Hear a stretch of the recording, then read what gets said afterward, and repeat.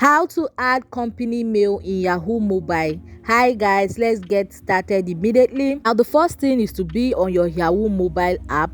Now you want to click on the account icon at the top left hand corner of your screen, and then you want to click on add another mailbox. You want to go ahead and select the server your email is under. Now in case your server doesn't fall under here, you can go ahead and click on others. But for me, I'll be using my Google because that's what my company mail falls under. I'll be using my personal mail to illustrate this, but it's practically the same method. Now you want to go ahead and select the email address you want to use, and then I clicked on continue, and then I checked on the box select all, scrolled down and clicked on continue. And this is exactly how to add company mail in Yahoo Mobile. Now guys, if you found this video helpful, you want to click on the subscribe button to subscribe to this YouTube channel for more useful tutorials like this.